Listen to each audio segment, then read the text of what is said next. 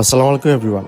আজকে আমাদের বাল্কিং সিরিজের ডে 14, আর আজকে আমরা করব চেস্ট আর শোল্ডারের ওয়ার্কআউট। লাস্ট ভিডিও ছিল 17 রোজায়, আর আজকে 25 রোজা। মাঝখানে 1 উইকের একটা গ্যাপ দিলাম, কারণ বডি রিকভারিতে অনেক সমস্যা হচ্ছিল এবং মাসেল খুবই সোর ছিল। যারা ভাবেন ফিটনেস ধরে রাখাটা অনেক প্যারার কাজ, তাদের জন্য আজকে আমার প্রি ওয়ার্কআউট মিল। তো প্রি ওয়ার্কআউট মিলে আমার ইফতারিতে ছিল নুডলস, সেকেন্ড মিল ছিল ব্যায়ামের 2 ঘন্টা আগে রাইস, আর নর্মালি বাসায় যে চিকেন রান্না করে সেই চিকেন আর ডাল। আজকে চেস্ট আর শোল্ডারের ওয়ার্কআউট হবে নতুন একটা ট্যাঙ্ক টপ দিয়ে। আপনাদের ভাইকে কেমন লাগছে অবশ্যই কমেন্ট করে জানাবেন।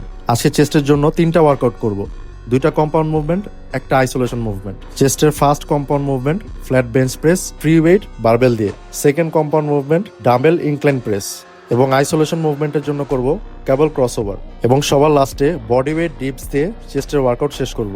নেক্সটে শোল্ডারের জন্য একটাই ওয়ার্কআউট করব, সেটা হলো dumbbell side race. Dumbbell side race আমি সবসময় শোল্ডার ওয়ার্কআউটে রাখি, চেস্টের দিন রাখি, কারণ একমাত্র ওয়ার্কআউট যেটার জন্য আপনার শোল্ডার ওয়াইড দেখাবে এবং সাইডে যে 3D লুকটা দেয় সেটা অবশ্যই ডাম্বেল সাইড রেস করার কারণেই দেখা যায়। তো আজকের মতো ওয়ার্কআউট এখানেই শেষ। তো আজকে আমার জন্য এক জায়গা থেকে একটা পোস্ট ওয়ার্কআউট মিলের প্যাকেজ আসছে। তো তারা শুধুমাত্র যারা ব্যায়াম করে তাদের জন্য বিভিন্ন পোস্ট ওয়ার্কআউট প্রি ওয়ার্কআউট মিলের প্যাকেজ তৈরি করে। তো তারা এই খাবারটা আজকে আমাকে দিয়ে গিয়েছে।